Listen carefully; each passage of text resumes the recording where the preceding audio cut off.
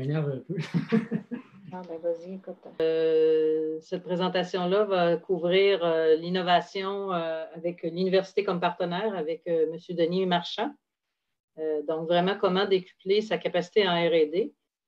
Toutes les activités de l'espace dont je suis commissaire régional à l'innovation sont possibles grâce à nos partenaires, soit Chaudière-Appalaches économique, les 10 MRC de Chaudière-Appalaches, ainsi que le gouvernement du Québec, le MEI.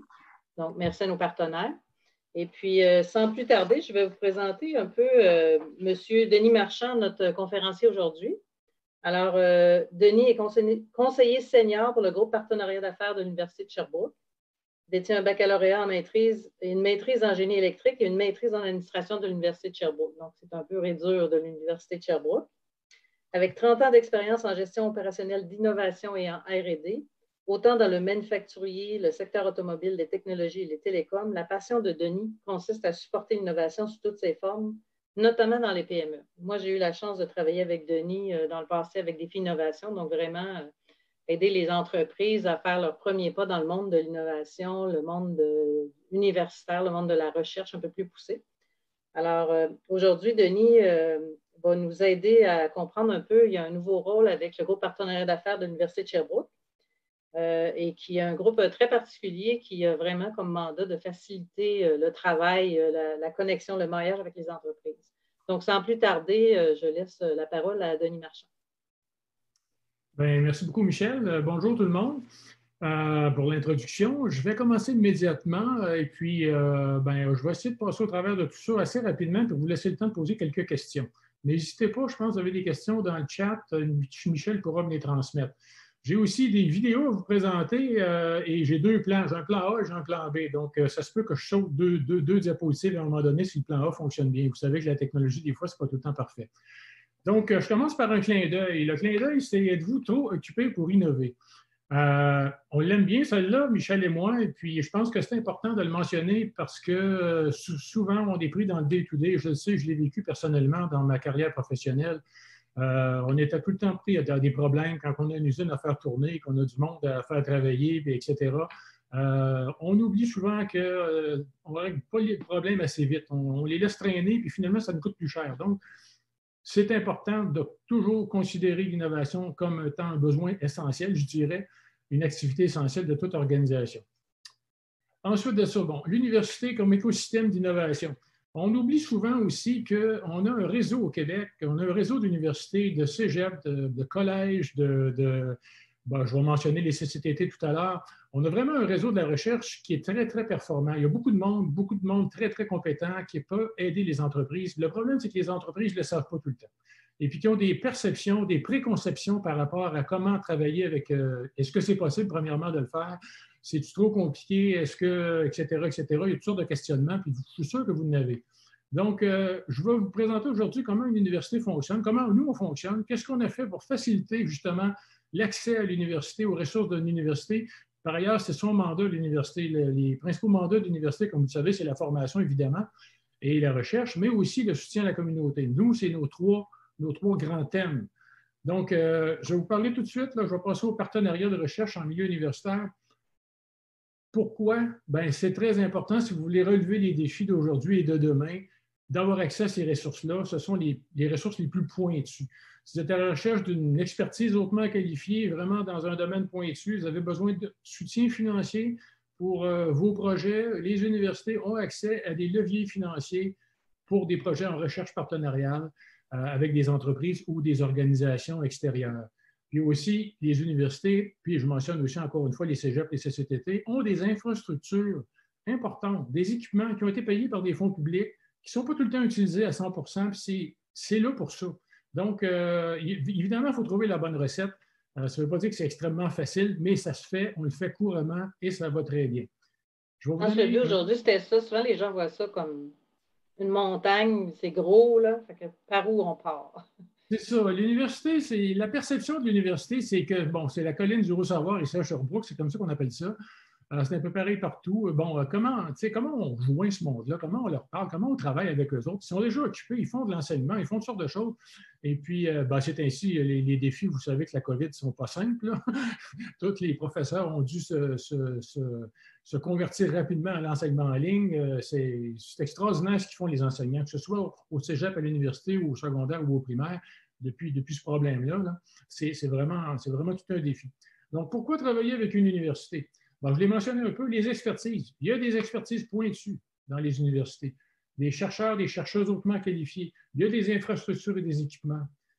Les universités font partie d'un réseau aussi, multidisciplinaire et même international de connaissances. Il y a des leviers financiers importants. Je l'ai mentionné, je le rementionne parce que ce n'est pas connu. Il y a aussi la possibilité de recrutement d'étudiants pour et après la recherche qui est très intéressante dans le contexte actuel en particulier où la main-d'œuvre, c'est un des principaux défis d'à peu près toutes les organisations, puis surtout la main-d'œuvre spécialisée. Donc, une bonne façon de se préparer avec la main-d'œuvre, c'est d'aller en chercher avant qu'elle soit sortie de l'école, donc aux universités. Et enfin, la notoriété et la visibilité. Travailler dans un projet de recherche avec une université, c'est certain que ça vous donne une bonne crédibilité. Si vous parlez à votre banquier ou bien non à vos financiers, à vos supporters financiers, vous allez chercher du financement, d'avoir des chercheurs universitaires qui développent des choses avec vous, je suis certain que ça donne une très bonne crédibilité à votre projet. Donc ça, c'est un autre point. On a des partenaires qui ont accepté de témoigner en faveur de comment ça avait été chez eux. D'ailleurs, je vous mentionne qu'on a sur notre site web, et je vais vous mettre le lien à la fin, 6 vidéos qui relatent certaines de ces expériences-là. Là, je vais vous en passer 2 aujourd'hui qui sont plus du côté industriel, mais on a d'autres qui sont plus dans le côté non technologique. Alors, on va y aller avec celui-là.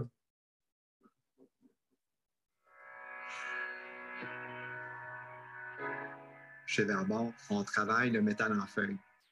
On est une entreprise de 250 employés. On a 3 sites en Estrie.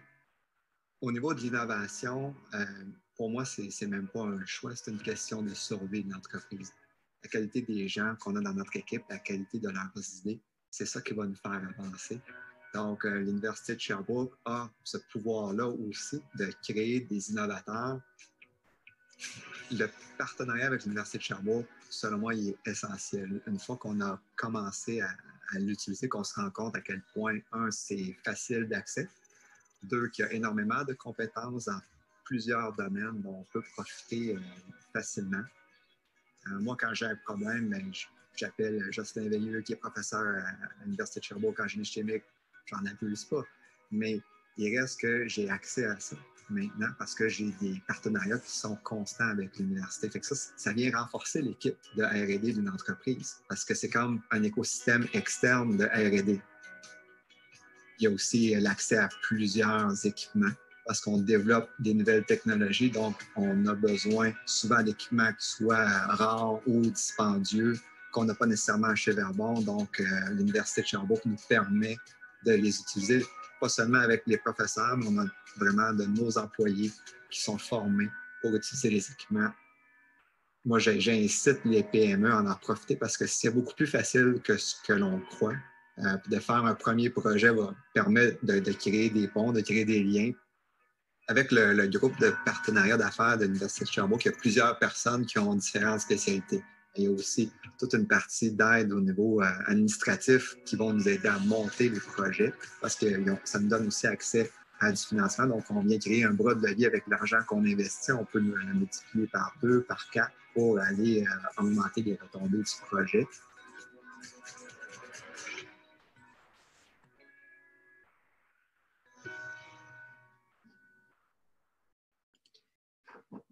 Et comme vous avez pu voir, avec Verbon, on a eu, en fait, Verbon profite d'une relation privilégiée, en quelque sorte, avec l'université parce que ça fait plus de 10 ans qu'on fait des projets de recherche avec eux autres. Et Nicolas a mentionné pendant la présentation, pendant la vidéo, qu'il a juste à prendre le téléphone et à téléphoner à un professeur pour poser une question.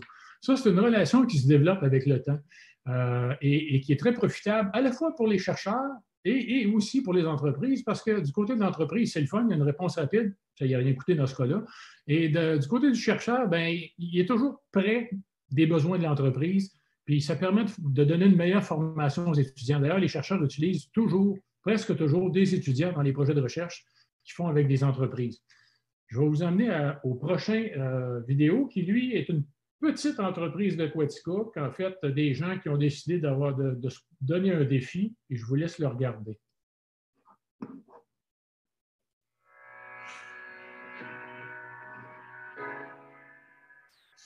J. Armand Bombardier a tout simplement été inspirant. Étant dans la mécanique, j'ai toujours été un fan inconditionnel. À un moment donné, j'ai été attiré par les sortilades de Bonneville, où tous les records de vitesse terrestre sont battus. Le tracteur de pelouse le plus vite au monde, du 10 roues, de la moto, de l'auto, mais la motoneige n'existait pas. La première motoneige qu'on a créée en 2009 a réussi à établir une marque mondiale qui n'a jamais été battue. Par la suite, Sylvain Ouellet est arrivé chez nous. Il dit, moi, j'aimerais ça continuer ce que toi, tu as été le pionnier. En fait, on veut être les premiers au monde à rouler 400 km/h avec un véhicule à entraînement par chenille. Je suis l'initiateur du projet Défi 400, puis je vais être le pilote du bolide. Alors, en 2013, j'ai eu la chance de les accompagner à Bonneville. J'ai pogné le Saltcat Fever qu'on appelle. À partir de ce moment-là, j'ai su que je devais convaincre Gilles Gagné de pouvoir s'attaquer à ce projet-là. Puis ensuite de ça, réunir une équipe. Plus qu'on a d'intervenants qui viennent en disant que oui, on est dans la bonne direction, c'est sûr que ça nous donne un sentiment de confiance. On est arrivé avec des technologies pour les aider, particulièrement le e-Boost. Le produit en soi était très performant. Toutefois, pour atteindre les vitesses qu'ils voulaient atteindre, ils ont vu qu'on devait accroître beaucoup la performance que les équipements qu'on avait fournis. Donc, c'est là qu'on a demandé un peu de support de l'Université de Sherbrooke.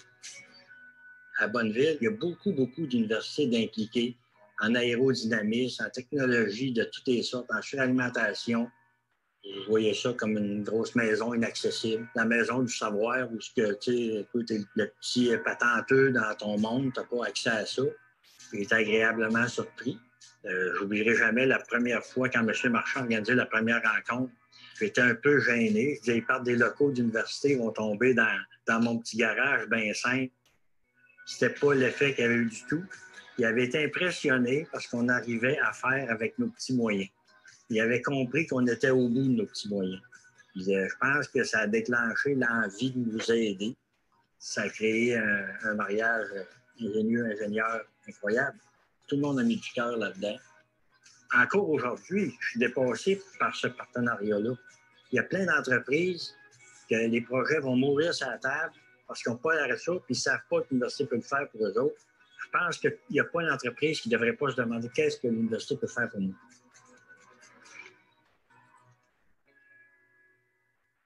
Denis, dis-moi, Défi 400, ils sont combien d'employés? Les autres, en fait, c'est un garage. Ils se sont regroupés dans une organisation qu'ils ont appelée Défi 400. OK? Mais Gilles et Sylvain sont deux partenaires qui ont embarqué d'autres mondes, dont RN Stator. Donc, il y avait deux entreprises là-dedans. Mais à la base, là, Gilles, c'est un petit garage où ils vendent des skidoo, des sea-doo, des 4x4, des choses comme ça. Mais c'est aussi des développeurs mécaniques extraordinaires. Gilles, il est très impressionnant, là. La machine en question, c'est eux autres qui l'ont développée. Mais par contre, il y avait un objectif à atteindre au niveau vitesse qu'ils n'avaient pas pu atteindre dans le premier cas, mais leur premier la première fois qu'ils ont gagné, c'est ça, en 340 km, ça fait 10 ans qu'ils durent ce record-là. Puis là, ils voulaient le battre. Et là, ils ont pensé à une nouvelle façon de le faire. Puis la nouvelle façon, c'est d'alimenter, de suralimenter le moteur. En fait, c'est un moteur Yamaha 4 cylindres qui pousse cette machine-là. Là, OK? Tout le reste de la machine, c'est eux autres qui l'ont fait. Mais là, ils l'ont suralimenté d'une façon vraiment extrêmement puissante. Et ils ne savaient pas comment faire, ils ne comprenaient pas trop comment ça marche. C'est là que nous autres, on est intervenus. On a conçu ce qu'on a appelé le système e-Boost. Donc, c'est un gros moteur électrique qui, en plusieurs étages, pousse de l'air puissamment dans le moteur à essence pour augmenter sa puissance. Et avec ça, ils vont être capables probablement d'atteindre l'objectif qui se sont fixés, c'est d'atteindre 400 km/h pendant cette compétition-là. Maintenant, ce produit-là peut être décliné éventuellement par RN Stator, dans ce cas-là, en produit pour l'après-marché, pour le monde du power sport. Donc, l'objectif ultime, c'est un petit peu ça aussi, là. Ça, c'est une course qui va permettre de déterminer que la technologie fonctionne. Et de les mettre sur la map.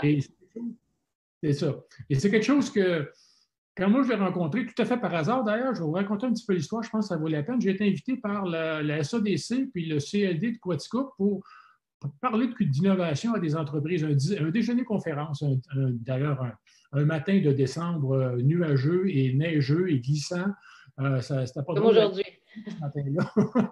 Et puis, j'étais avec un de mes anciens collègues, en fait, le directeur général de Neidner à Quaticook, qui est une compagnie qui fabrique, comme vous savez, des boyaux d'arrosage, notamment pour les pompiers, mais aussi pour plein d'autres applications. Et puis, ben, on était là pour animer cette rencontre-là. C'est un genre déjeuner-conférence. Et puis, il était dans la salle. À la fin de la discussion, en fait, du déjeuner, il a posé une ou deux questions, puis bon, j'ai laissé ma carte, puis on s'est laissé là-dessus. Je ne savais pas c'était qui.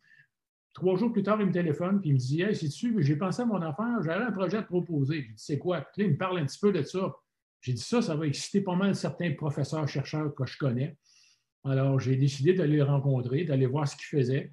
J'ai été impressionné, effectivement, par ce qu'ils faisaient avec leurs petits moyens, comme il dit, là. Parce qu'il avait fait avant, parce qu'il m'a montré le premier véhicule.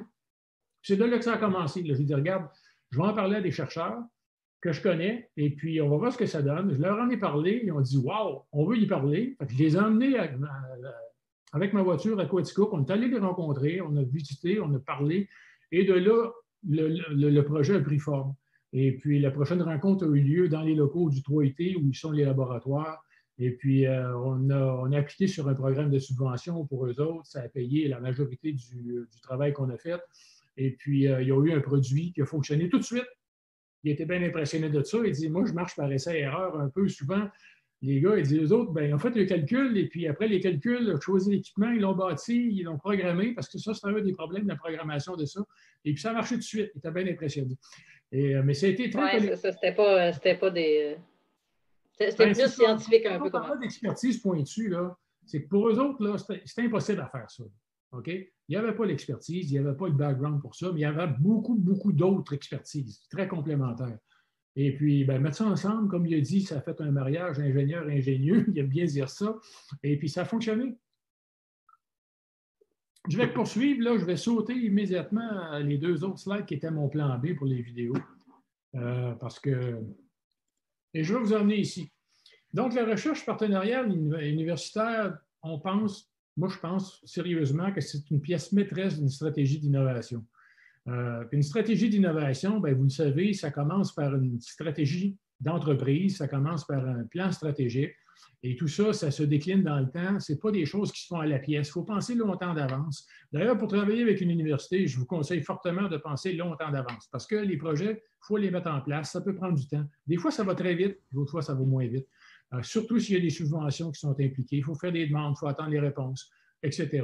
Donc, penser d'avance, dire mon besoin futur, je ne suis pas rendu là encore, mais ça va être ça. Ça, c'est toujours une bonne idée parce que ça permet à ce moment-là aussi d'aller chercher des sujets de recherche qui vont intéresser les chercheurs. Parce que la façon dont un chercheur va être intéressé, c'est si ça rejoint ses intérêts de recherche, si ça rejoint ses thèmes de recherche, les travaux de ses étudiants et ses intérêts personnels. Parce que vous regardez les pédigris des chercheurs sur le site de l'université, c'est tout là, le système Expertus, mais ils ne font pas que ça, et puis ils ont d'autres intérêts. Donc, d'où l'importance de les connaître, puis d'avoir accès à eux autres à travers un groupe comme le nôtre qui vit avec eux autres à tous les jours. Là, on les connaît, on sait ce qu'ils aiment, on sait ce qu'ils aiment pas. C'est ça que j'allais dire. Les entreprises, ils ne prendront pas le temps, mais toi, tu les connais. Souvent, c'est là ton rôle de maillage. Exactement. C'est très difficile. Donc, je reviens aussi un peu sur une notion de base, sur les 4 piliers de l'innovation, selon le manuel d'Oslo de l'OCDE. Vous connaissez ça certainement. T'sais, on parle de développement de produits, on parle de développement de procédés pour des entreprises manufacturières, puis il y a beaucoup de sous-traitants en Estrie, c'est souvent là que ça se passe. On parle de Verbon, par exemple, ce qu'on a développé ensemble, c'est un procédé de thermoformage de feuilles d'aluminium à chaud avec un gaz particulier puis des moules particuliers. Ça leur a permis, Verbon, d'aller chercher des contrats avec Tesla. Je ne sais pas si vous le savez, mais l'arrière des Tesla là, en aluminium, c'est tout fait à Sherbrooke. Donc, c'est son client principal. Et puis, les autobus Volvo, Novabus, plein d'autres dans le monde de l'automobile. Quand vous voyez des panneaux d'aluminium pliés d'une drôle de façon, c'est la technologie pour faire ça. Ça a pris 10 ans à développer ça. En fait, ça a pris moins que 10 ans, mais ça s'est amélioré beaucoup depuis ce temps-là. Ensuite, je ne voudrais pas non plus oublier le développement organisationnel et la commercialisation d'innovation qui sont extrêmement importantes dans la chaîne d'innovation. Développement organisationnel, c'est n'importe quoi qui touche à l'organisation de l'entreprise. J'ai donné des formations dans le passé, ça peut être le Lean Manufacturing, l'industrie 4.0, ça peut être strictement organisé, refaire toute la logistique entre toute la chaîne d'approvisionnement puis les clients. Puis la commercialisation, ça, c'est encore plus important. D'ailleurs, moi, personnellement, ma vision d'innovation, je mets la commercialisation en avant de tout ça. Parce que ce qu'on veut faire éventuellement, c'est avoir un produit puis envoyer des factures. Donc, il faut savoir c'est quoi le produit puis où on va l'envoyer. Donc, ça, c'est toute la partie commercialisation, puis ça inclut marketing, ça inclut vente. Mais la partie définition de produit, définition de la technologie, c'est peut-être la partie la plus importante parce que c'est celle-là qu'on doit faire très, très en amont, évidemment, en soyant convaincu que ça va atteindre le marché et que ça va avoir un succès sur le marché. Donc, quand une entreprise vous approche, t'aide un peu ce volet-là? Ça fait partie de ton mandat? Moi, je l'ai fait par habitude. Je l'ai fait un peu par ADN parce que j'ai passé ma vie un peu à faire ça. Et puis, combien de fois j'ai vu des projets qui nous ont été amenés ou qui m'ont été amenés dans mes vies antérieures et que je me demandais s'il y avait une vie sur le marché pour une affaire comme ça. Et tu sais, c'est par exemple l'inventeur qui a une grande idée, qui dit bravo, ça va être fantastique, mais il y a juste lui qui en veut de ça, là. Puis ça, c'est pas simple, là. Des fois, il y a raison, l'inventeur. Tu sais, on peut penser à des Steve Jobs ou à d'autres qui ont à force de volonté imposé des choses quasiment sur les marchés, mais c'est l'exception, là. Il faut vraiment penser toute la chaîne, pas juste la technologie, où c'est qu'elle va aller, comment elle va se développer, comment elle va se vendre, qui va pouvoir me le fabriquer, tu sais, il y a tout ça, là. Et moi, quand je rencontre une entreprise, quand je parle d'un projet, souvent, je tombe dans des sujets comme ça. Puis des fois, avant la COVID, nous, on avait comme mandat d'aller rencontrer les entreprises aussi. Ce qu'on fait un peu différemment des autres, c'est que moi, je vais chercher les besoins des entreprises. Je n'attends même pas qu'ils m'appellent. On fait de la sollicitation, on fait de la vente, carrément, là. Et puis, quand j'avais un intérêt, bien, je prenais mon auto et j'allais les rencontrer, j'allais visiter.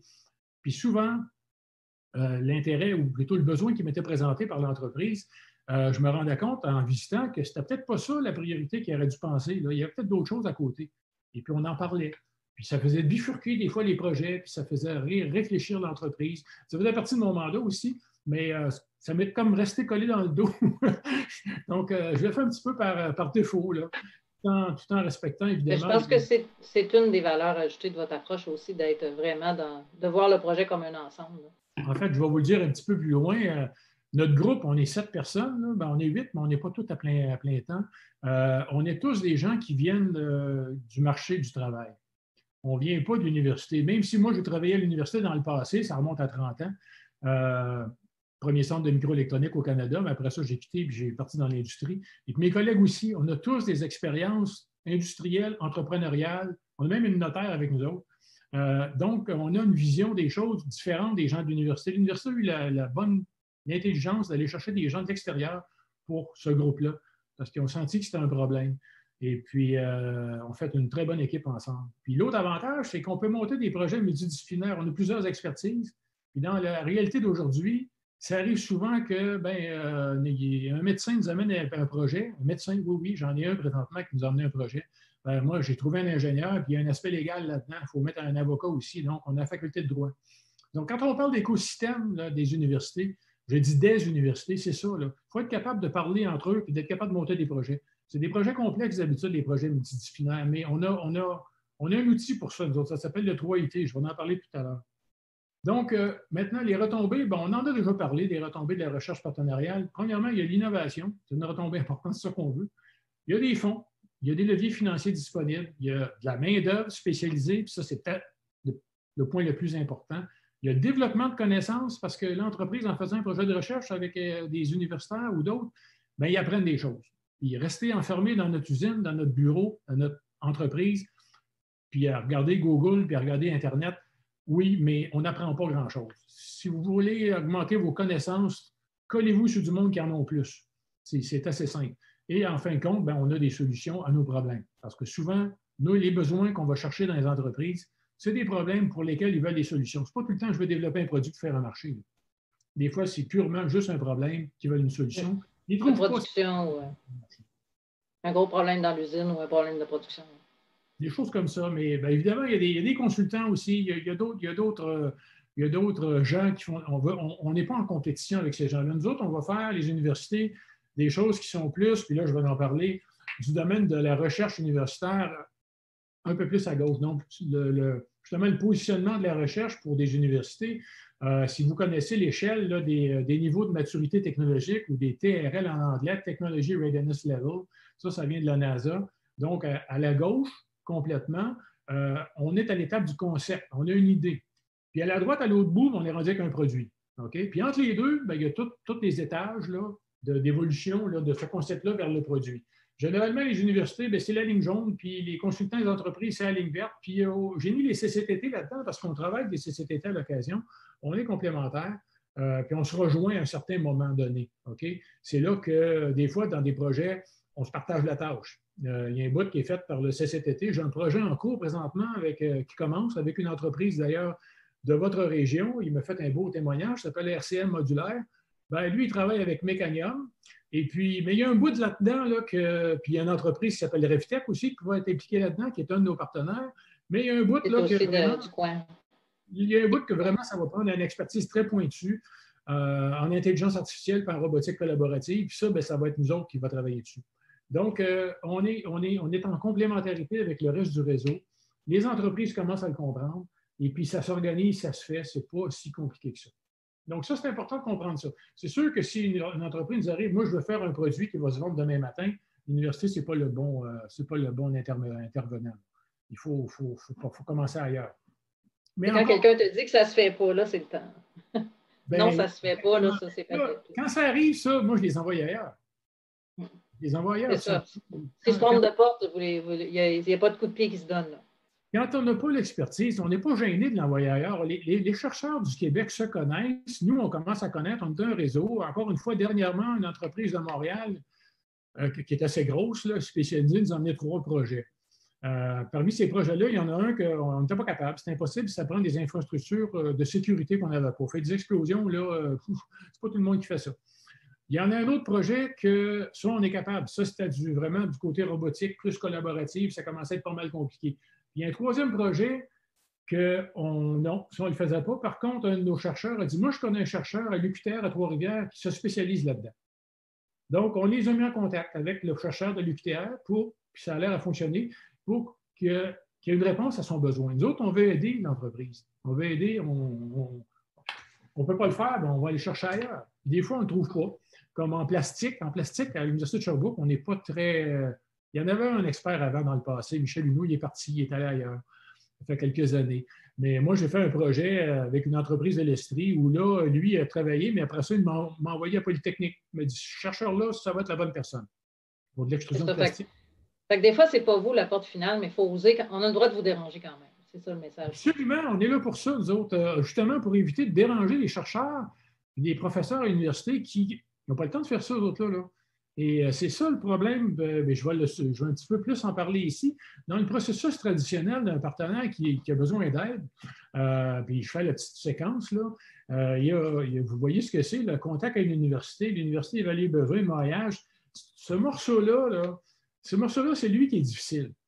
Parce que, bon, vous pouvez prendre le téléphone, 821-8000, puis faire le menu, puis vous allez vous ramasser quelque part, vous allez dire, moi, j'en ai besoin, j'aimerais parler à quelqu'un pour développer une patente. La personne à qui vous allez parler, heureusement, ils nous connaissent là, de plus en plus, parce qu'on existe seulement depuis 3 ans. Là, ils vont peut-être vous diriger vers nous. Mais auparavant, là, la personne elle disait, essaye d'appeler tel professeur ou tel chercheur, c'était rarement le bon. Parce que ces gens-là, à l'administration de l'université, qui répondent au téléphone, ils ne sont pas au courant de ce que les chercheurs font. Ça, c'est vrai dans toutes les universités. Donc, d'où la raison pour laquelle l'université a créé le groupe de partenariat d'affaires, nous autres, pour prendre ce rôle-là, donc pour accueillir les entreprises, pour comprendre leurs besoins, pour trouver les bonnes ressources, les bons chercheurs. Je vais en reparler un petit peu tantôt, je suis un petit peu en avance. Et puis après ça, pour aider à monter le projet. Donc, vraiment, là, c'est ça qui nous distingue. Notre approche GPA versus Université de Sherbrooke, premièrement, la culture de recherche partenariale. Et ça vient beaucoup du fait que l'Université de Sherbrooke a inventé le système coopératif, comme vous savez, avec l'Université Bishop, à peu près en même temps. Ça fait 50 ans cette année que ça existe, ce système-là. Donc, c'est une formation qui intègre des stages en entreprise. Moi-même, je suis passé par là, ça fait quand même un bout de temps, vous me direz, là, mais déjà, dans ce temps-là, J'ai fait 5 stages de 4 mois en entreprise pendant mon bac. Ça roule 12 mois par année. Et puis, quand on revenait d'un stage en entreprise, puis qu'on retournait devant un professeur pour suivre un cours, qui était à ce moment-là un cours très académique, le cours de génie, c'était très science, là. On était des machines à équation. On disait, monsieur le professeur, dans l'industrie, ça ne se passe pas comme ça, là. La vraie vie, ce n'est pas ça, là. Il y a d'autres thèmes à discuter, là. Et puis, ça a fait évoluer beaucoup la pensée puis la formation. Puis d'ailleurs, aujourd'hui, vous ne savez peut-être pas, mais je vous le dis, en médecine, en génie, il n'y a plus de cours. Toute la formation est donnée par programme, par projet. Donc, par exemple, les étudiants en génie font 50 projets de 2 semaines. Puis pendant ces projets-là, il faut qu'elles cherchent la matière. Le prof est là pour les aider. Et puis à la fin, ils font un gros projet de 2 ans, qui est là un projet complexe, multidisciplinaire. Donc, vous voyez que la formation, elle a complètement basculé, là. Ces projets-là, ça peut venir d'une entreprise privée qui a soumis un problème. Absolument. Je vais en parler aussi tantôt. Et on a des programmes uniques, le programme de robotique collaborative qui s'appelle Corum, qui est là depuis 1 an déjà. En fait, ce programme-là, puis j'ai mis un lien plus loin, c'est corum.ca. C'est vraiment axé sur la robotique collaborative et c'est pour trouver des projets de recherche à des étudiants de 2e et 3e cycle. C'est financé par le CRSMG et on fait ça en collaboration avec l'ETS et l'Université Laval. L'Université de Sherbrooke a monté le programme parce qu'on avait le seul programme de génie robotique au Canada qui existe depuis maintenant 3 ans. Et puis, pour compléter ça, aujourd'hui, c'est beaucoup plus, on s'en va vers la robotique collaborative, c'est-à-dire des robots qui cohabitent avec des humains. Tandis qu'avant, les robots, tu les mettais en arrière d'une cage, c'était un gros bras puissant, comme on a vu sur une vidéo de Verbon, puis il ne va pas à côté de ça là, parce que c'est dangereux. Mais la robotique collaborative, c'est pas ça. Et ça développe énormément. Donc, on a monté un programme, puis on a embarqué Laval, l'Université Laval, puis l'ETS. Et une entreprise nous amène un projet. On le présente à ces chercheurs-là. Ça peut être un chercheur de Laval, ça peut être un chercheur d'ETS et de Sherbrooke, ou les 3 ensemble, avec un étudiant de Laval. On va chercher l'expertise. Ça dépend du défi. Pardon? Ça dépend du défi, mais dans le fond, c'est vous qui faites ce travail-là pour l'entreprise. Elle n'a pas à... On le fait avec les professeurs, là, puis on continue à avancer. Maintenant, un point important, l'accompagnement tout au long du projet de recherche, je vais retourner ça.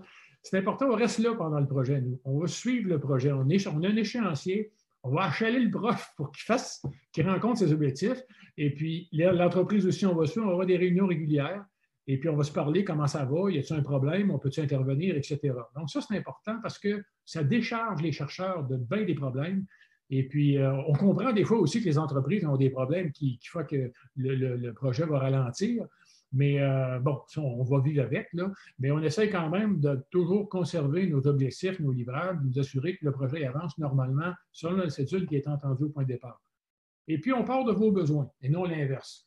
Ça, c'est un autre point bien important que je vous disais tout à l'heure. On reçoit les besoins des entreprises. Plus que ça, on va y chercher. Je participe à des colloques, pas seulement moi, on participait plus avant, évidemment, en présentiel à des rencontres, à des salons industriels. Puis moi, je ne suis pas gêné d'aller jaser avec les gens au kiosque pour leur dire, bon, c'est quoi vous faites? Avez-vous des besoins? Souvent, c'est des vendeurs qui sont des kiosques, mais des fois pas. Puis ça nous permet de connecter aussi avec le réseau, là, avec le réseau des autres là, du monde de la recherche au Québec. Je pense au CCTT, je pense au RSRI, là, qui sont le réseau sectoriel. Les autres aussi. On présentait la semaine passée, justement. Exactement. Bon, on les connaît tous, évidemment, parce qu'on travaille avec eux, là. Et puis, comme je vous disais, on est originaire du milieu des affaires, du monde de l'entreprise. Donc, on connaît la réalité des organisations. On est capable d'y aller avec. On connaît la réalité aussi universitaire. Puis on est là pour faire le pont, là, pour faire comprendre à tout le monde, de gérer les attentes. C'est ça que j'aime dire. Là. Pour traduire. Traduire. Mais ça va de mieux en mieux.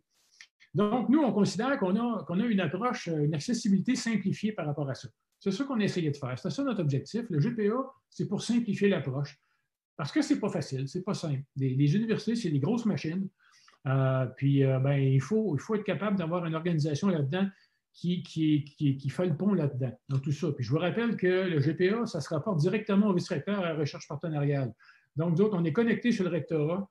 Ce n'est pas un professeur, ce n'est pas un coordonnateur, c'est le rectorat qui est notre patron. Donc, on a un petit peu de poids quand on veut faire avancer les choses.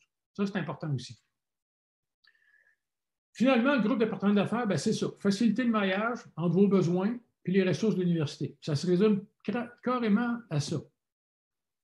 Et assurer le lien entre les différents intervenants du projet de recherche. Quand on exécute le projet de recherche, on continue à assurer le lien. Ça, c'est très, très important. Quand il y a une demande de subvention à un projet de recherche, c'est surtout vous qui le gérez, si je ne me trompe pas, Denis? Si ce sont des subventions, des leviers financiers qu'on les appelle, qui sont accessibles aux institutions comme ceux du CRSNG, comme MITAX, comme les RSRI, il faut que ça passe par les universités ou les collèges ont accès à ça aussi, ou les CCTT. Ça, ce n'est pas les entreprises qui font ces demandes-là, ce sont les institutions. OK? Et ça vient donner un levier au projet. Maintenant, il y a d'autres types de subventions. Mais là, je ne veux pas en faire une histoire trop longue non plus, comme le CNRC ou le MEI, qui ont le programme Innovation ou Innovation Bois. Ça, c'est de l'argent qui est donné à l'entreprise, OK, pour exercer son projet de recherche. Généralement, ça paye plus les ressources internes de l'entreprise. Ce n'est pas fait pour les ressources externes, dans une certaine partie. Donc, oui, c'est ça. C'est des projets aussi, tantôt, tu expliquais les TRL, là, qui sont plus loin dans le TRL, c'est plus de la recherche fondamentale. Oui, c'est ça. Il y a une autre petite distinction à faire. Les leviers financiers des universités, des CCTT, des collèges, etc., comme le CRSNG, MITAX, etc., ce n'est pas considéré comme des contrats par les universités, par la loi, là, dans le sens qu'il n'y a pas vraiment de frais indirects de recherche qui sont applicables. Tandis que les autres, comme vous prenez un pari CNRC, je ne veux pas parler contre le CNRC, c'est un partenaire important, mais le pari CNRC, lui, son objectif, c'est vraiment de payer l'entreprise qui fait sa recherche. Donc, ça paye 80 des coûts à l'interne. Par contre, si vous engagez avec le reste que vous avez droit à 50 aussi des coûts externes. C'est vu comme un contrat par les institutions. Puis là, à ce moment-là, il y a des frais indirects de recherche qui sont applicables, qui font monter la facture inutilement. Bien, ça fait monter la facture, tout simplement. Donc, tout ça, c'est des technicalités là, un peu plates, là, mais on les connaît, puis nous autres, on les regarde au cas par cas. Vous avez un projet XYZ, c'est quoi qui est le meilleur véhicule? Quel est le meilleur montage qu'on peut faire pour obtenir le maximum, évidemment, pour que ça aille le plus vite possible, parce que des fois, il y a des délais, il y a des temps dans l'année, etc. Donc, nous, c'est vraiment du cas par cas, puis c'est ça qu'on sent. Parce que tu me donnais l'exemple, au fond, on n'ira pas dedans aujourd'hui, mais des fois, il y a des projets qui vont avoir autant une partie plus court terme qu'une partie plus long terme. Là. On va régler un problème plus pointu pour dans 6 mois, mais l'autre, il est pour dans 3 ans, puis là, on veut vraiment aller plus loin, puis pousser. Souvent, c'est ce que vous allez apporter à l'entreprise. Elle n'ose même pas aller là, puis vous allez amener cet angle-là de dire tu pensais que tu pourrais peut-être même aller jusque-là? Exactement. Ça aussi, on le fait. C'est les chercheurs, en fait, qui ont l'expertise, qui disent waouh, c'est le fun cette affaire-là, puis moi, j'ai une autre idée là, qui pourrait t'emmener plus loin que ça. Et ça va au cas par cas.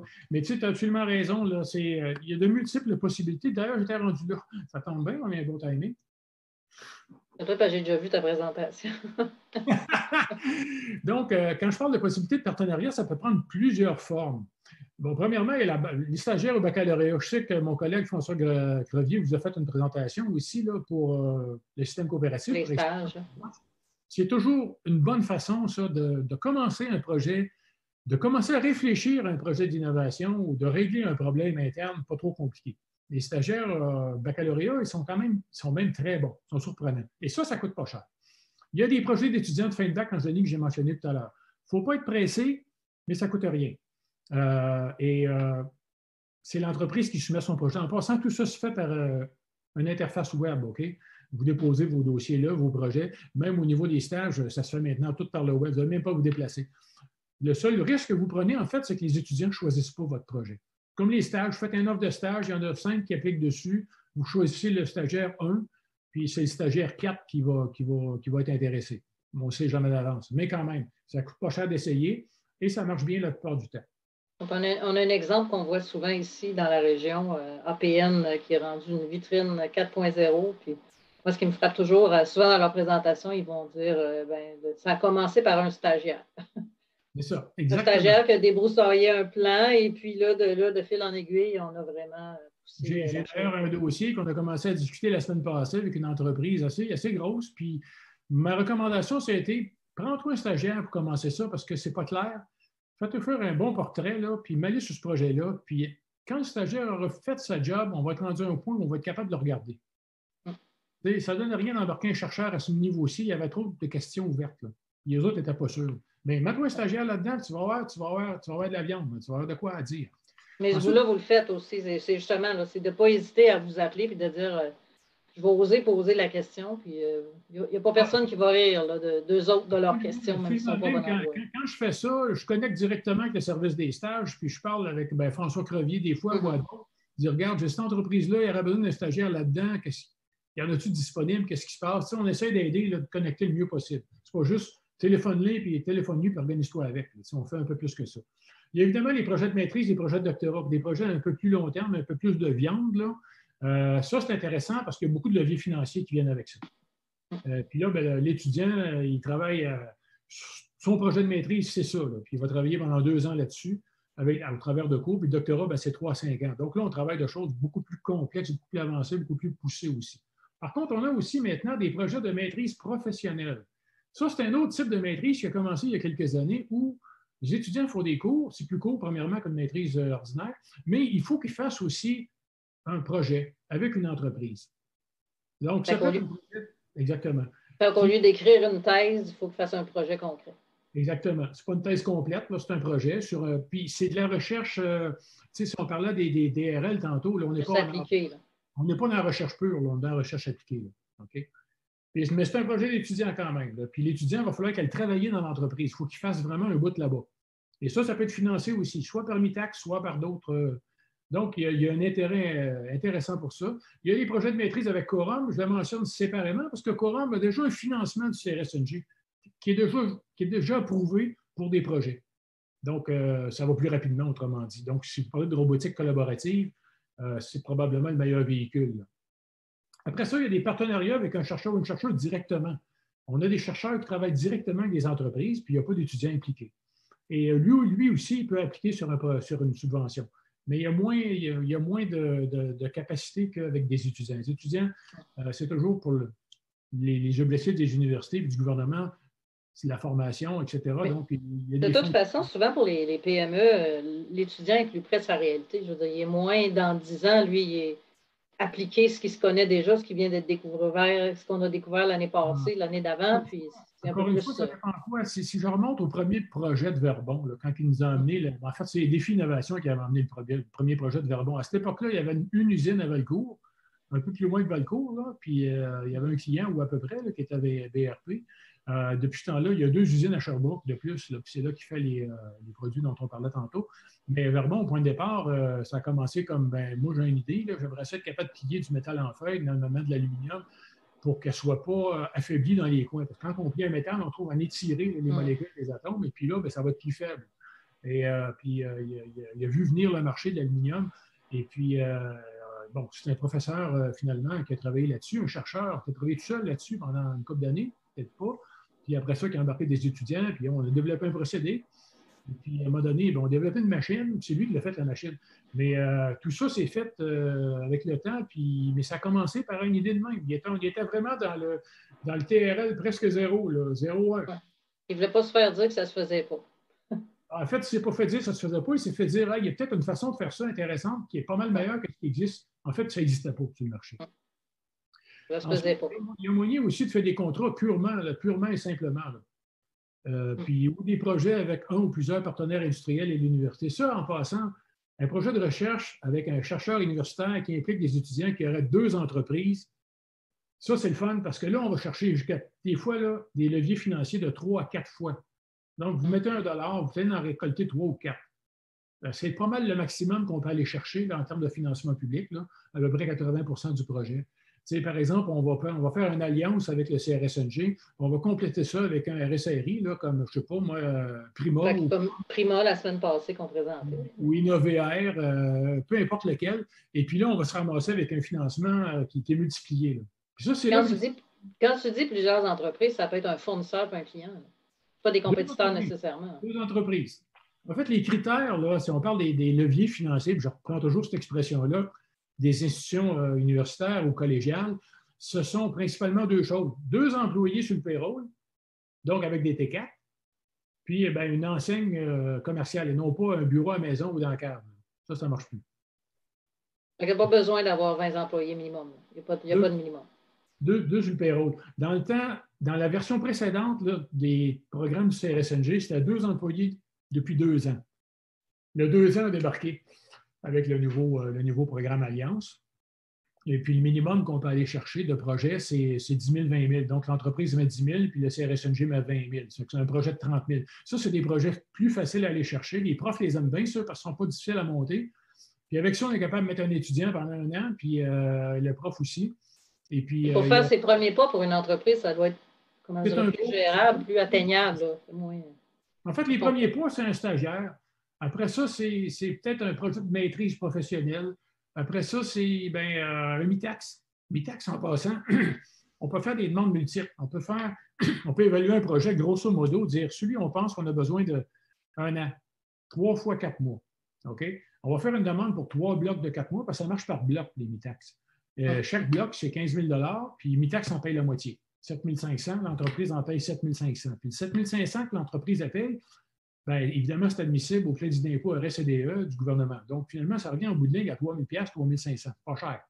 Et on fait la demande pour 3 blocs, mais le seul engagement qu'on prend, c'est par bloc. À tous les débuts de bloc, MITAX envoie une facture à l'entreprise, puis l'entreprise envoie son chèque. Et si après le deuxième bloc, on décide qu'on n'a pas besoin du troisième bloc, bien, on l'annule, on ne le fait pas. Donc, Denis, tu deviens un peu comme le chargé de R&D pour l'entreprise. Il n'y a pas cette expertise-là d'aller pousser la recherche. Nous, on accompagne les entreprises, comme j'ai dit encore une fois, on regarde les projets un par un, on travaille avec le chercheur. Une fois qu'on a bien compris le besoin, ça c'est essentiel, on travaille avec le chercheur, on dit c'est quoi la meilleure méthode, la meilleure formulation, la meilleure approche qu'on peut prendre. Après ça, on reparle avec l'entreprise et puis on y fait une proposition, un sommaire de proposition pour dire, regarde, on pourrait faire ça de même. Qu'est-ce que tu en penses? On discute, on ajuste, on s'organise. Puis quand on s'entend tout le monde là-dedans, là, OK, on paye sur le piton, on y va. Tu t'ajustes à l'expérience de l'entreprise. Ça ne l'a jamais fait, tu ne pars pas dans le projet de 4 ans nécessairement. Je vous ai mis schématiquement ici. Là. En fait, tu m'as demandé avant, là, tu m'as demandé quel coût. Ben, on en a de 500 $. Si on fait un essai intervention, là, en fait, c'est un don qu'on fait à la fondation de la faculté. Ça ne va même pas, ça va pas à personne. Là. Les essais interventions, c'est ça. Mais ça peut aller à 11 millions. Donc, n'importe quoi entre les deux. Mais généralement, là, la règle du push là, de projet, là, c'est tu mets 20-25 000 à 100 000, 300 000. C'est à peu près en moyenne. Là. La plupart des projets. Oui.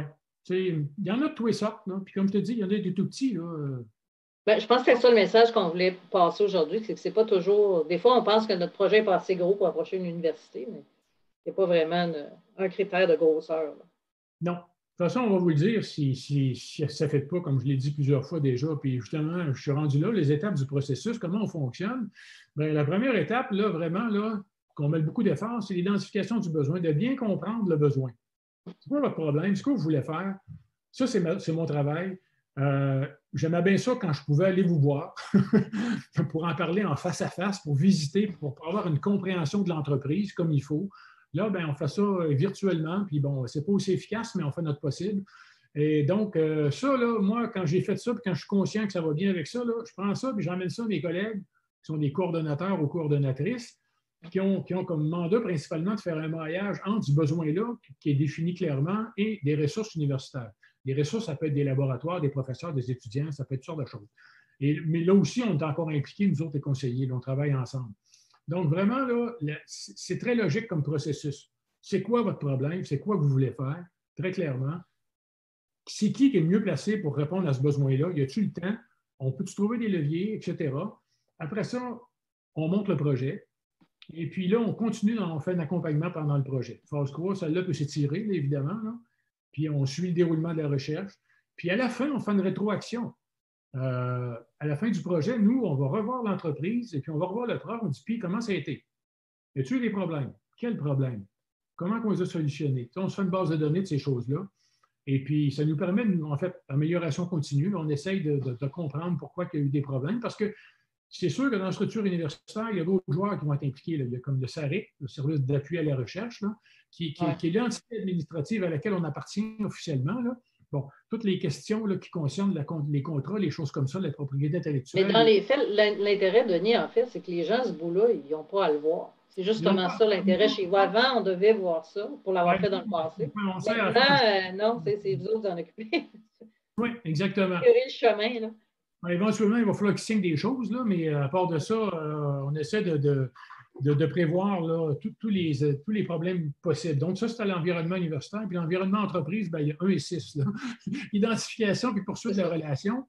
Poursuite de la relation, je t'ai mentionné Verbon, ça fait plusieurs années qu'ils font des projets. Ben, j'en ai un autre à vous mentionner, RCM Modulaire. D'ailleurs, j'ai un témoignage à vous présenter tantôt. Une entreprise de par chez vous. On a fait déjà un projet. On en a un deuxième en cours qui achève, puis là, on est en train ce matin d'en discuter un troisième, OK? Dans des domaines différents. Donc, on ne parle même plus des mêmes chercheurs, là. Donc, une fois qu'une relation est établie, tu sais, ça continue à rouler. Tu as un autre besoin, appelle-moi, on va en parler, tu sais. Donc, là, ça fait 3 ans que ça dure, cette affaire-là.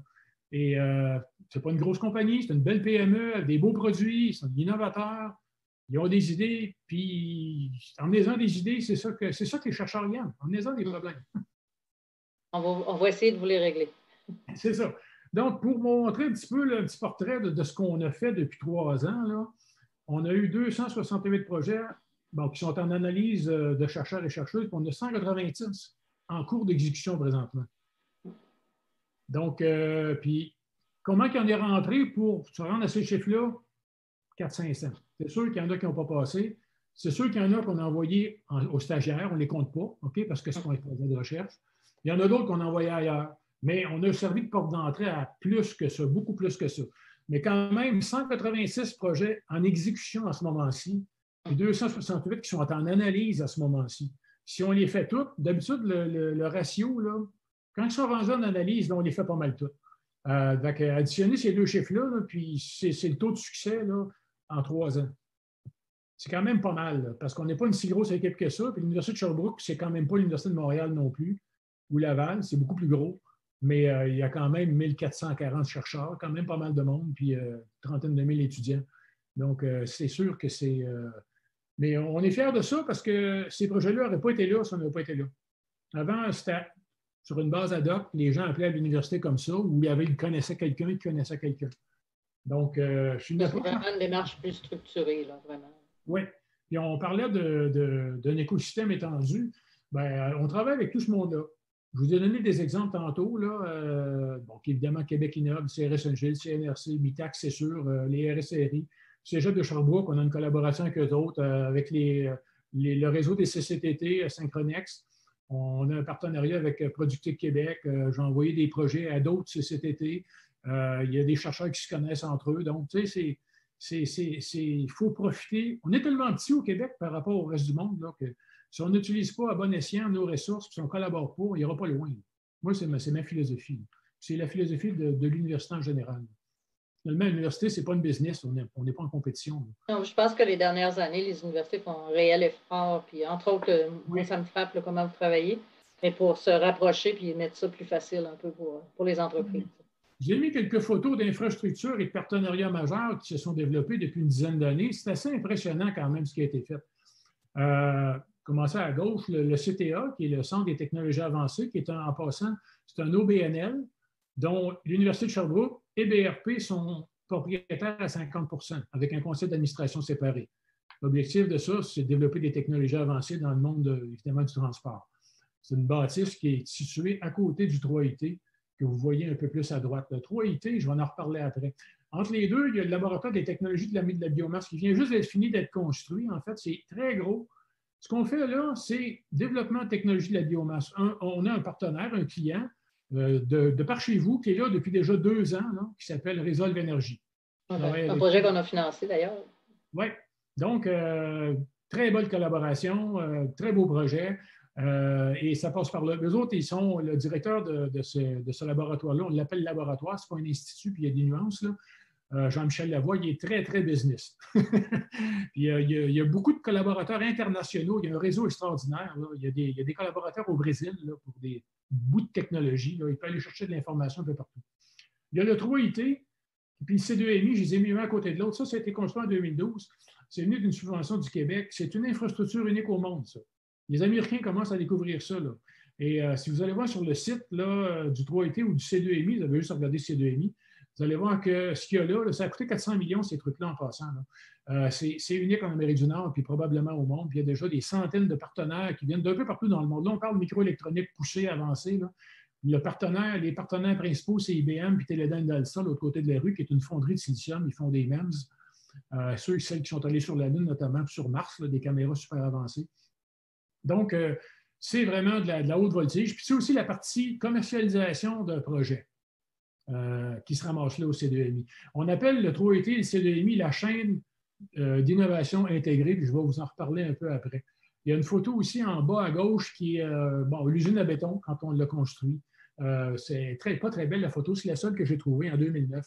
On a une usine à béton dans la faculté de génie qui a coûté 16 millions puis qui a développé des bétons de haute performance. Le pont Champlain, le nouveau pont, c'est le béton qui vient de là. Le pont de la Confédération, c'est du béton qui a été formulé par ce groupe-là. Le pont de la tour de Dubaï, pas le pont, le béton de la tour de Dubaï, la plus haute au monde, c'est du béton qui a été formulé dans ce laboratoire-là. Donc, il y a une expertise extrêmement pointue en béton. C'est très reconnu. En 2016, le Cité, ça, c'est à Granby. Ça, c'est l'utilisation des fibres végétales pour développer des nouveaux matériaux. Donc, on a des chercheurs qui travaillent là, il y a à l'université.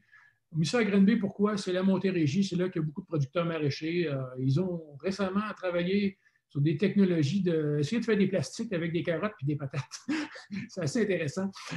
Évidemment, c'est encore au niveau très, très recherche, là, mais ça peut avancer un peu plus loin, pas mal plus tard. Puis en 2018, on a bâti le studio de création qui est juste en arrière de la faculté de génie, qui est un gros Fab Lab pour les étudiants de génie qui doivent fabriquer des produits dans les cours de conception, puis dans le projet de conception de fin de bac. Puis il n'y avait plus de place dans la faculté.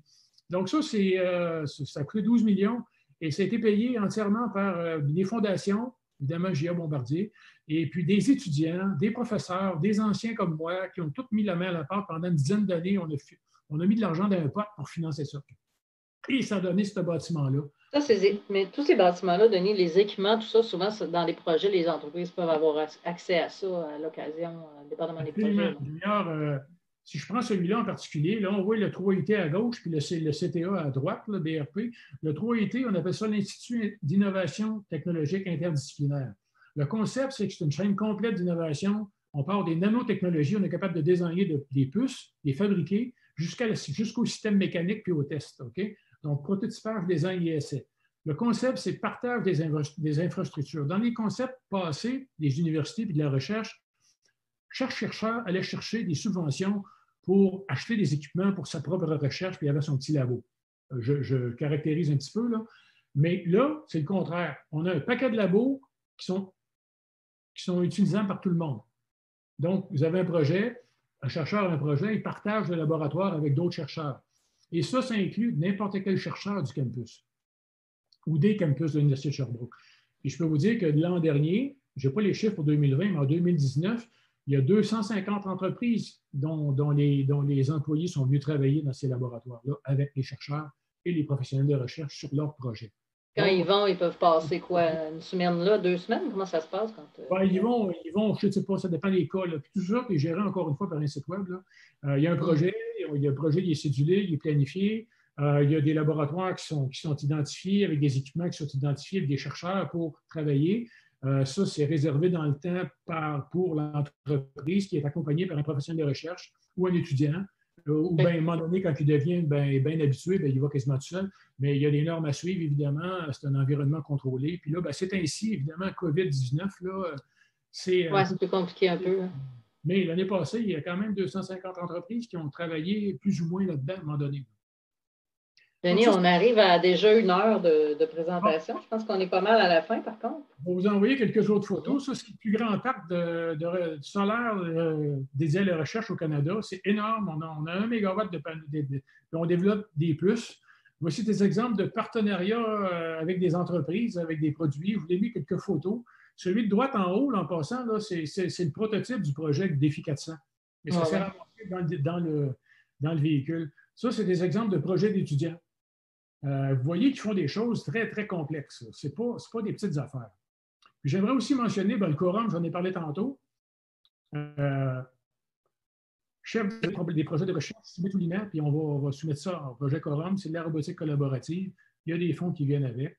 Puis on ne parle pas seulement de technologie, on a un microprogramme de 2e cycle en gestion d'intelligence manufacturière, dont certains de vos collègues, Suzanne Bilodeau de Développement PME, suivi. C'est un programme sur l'intelligence manufacturière. En passant, il y a même 2 ingénieurs de RevTech qui participent à donner des cours dans ce programme-là. Donc, on va chercher des ingénieurs dans les entreprises pour donner des cours. Évidemment, c'est le cours de robotique qui fait partie de ça, mais destiné à des gestionnaires. Puis il y a aussi des partenariats, le stage de stratégie d'entreprise. Ça, c'est intéressant, c'est nouveau. Je vous l'ai mis parce que faut avoir 5 000 $, ça va vous coûter 5 000 $ pour avoir un stagiaire ça va être payé par Mitax, pour vous faire votre stratégie d'entreprise dans le cas de COVID-19 qui bouscule là, votre stratégie d'entreprise. Bien là, vous pouvez faire évaluer ça par quelqu'un d'autre qui va être un stagiaire universitaire, probablement de l'école de gestion. Ça va vous coûter 5 000 Mitax va payer 5 000 et ça va durer 4 mois. Donc, ça, c'est un nouveau programme que Mitax a mis en place qui fonctionne très bien d'ailleurs. Puis, vous irez voir ce site-là, Enseignement supérieur Estrie. Il y a toutes sortes de choses. Il y a des cliniques écoles où il y a plein de services qui sont offerts à des entreprises. Je n'ai pas le temps de vous en parler en détail, mais dans la présentation, c'est un lien, cette affaire-là. Ça va vous emmener directement là. Si vous cliquez sur la clinique école, vous allez voir une liste d'à peu près 20 cliniques écoles. On développe de plus en plus ce concept-là, où c'est des étudiants qui font des petits travaux pour des entreprises. D'autres, finalement, des témoignages. J'en ai un ici de Universigo Pharma. Je voulais mentionner celui du réseau des jeunes du Québec, là, Nicolas Legault. Donc, on parle de communautaire, un projet de recherche qui a été fait qui n'est pas technologique.